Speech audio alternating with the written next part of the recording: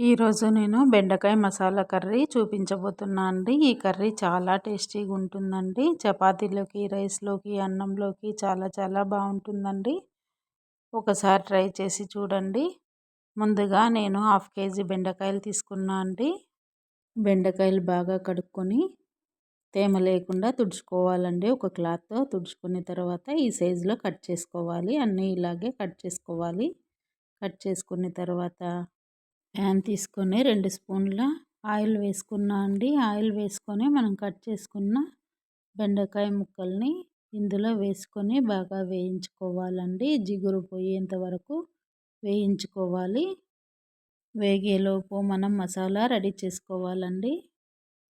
ఎండు కొబ్బరి కొద్దిగా తీసుకున్నా అండి. వెల్లుల్లి, ఆనియన్స్, అల్లం ముక్కలు, చెక్క, లవంగాలు ఇవన్నీ మెత్తగా గ్రైండ్ చేసుకోవాలి.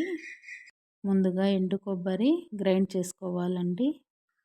ఒకసారి గ్రైండ్ చేసుకున్న తర్వాత అల్లము, చెక్క, లవంగాలు, వెల్లుల్లి, ఆనియన్స్ ఇవన్నీ బాగా పేస్ట్ చేసుకోవాలి. బెండకాయల్ని మధ్య మధ్యలో కలుపుతూ ఉండాలండి.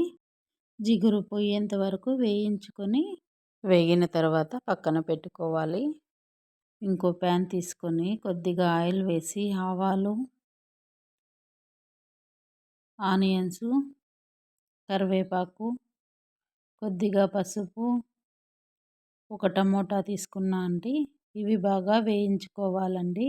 కొద్దిగా వేగిన తర్వాత రెడ్ చిల్లీ పౌడర్, ధనియాల పౌడర్, గరం మసాలా పౌడర్ వేసుకొని బాగా మిక్స్ చేసుకోవాలండి. గ్రైండ్ చేసుకున్న పేస్ట్ని ఇందులో వేసుకొని కొద్దిగా వాటర్ వేసుకొని ఉడికించుకోవాలండి. పచ్చివాసన పోయేంత వరకు ఉడికించుకోవాలి. కొద్దిగా ఉడికిన తర్వాత కల్లుప్పు తీసుకున్నా అండి. కల్లుప్పు తీసుకొని బాగా మిక్స్ చేసుకోవాలి. వేయించుకున్న బెండకాయ ముక్కలు ఇందులో వేసుకోవాలండి. వేసుకొని ఒక 5 నిమిషాలు మసాలా అంతా బాగా పట్టేటట్లు ఉడికించుకోవాలి. అంతే అండి, ఎంతో టేస్టీగా ఉండే బెండకాయ మసాలా కర్రీ రెడీ అయిపోయింది. ఇలా చేయండి, పిల్లలు ఇష్టంగా తింటారు.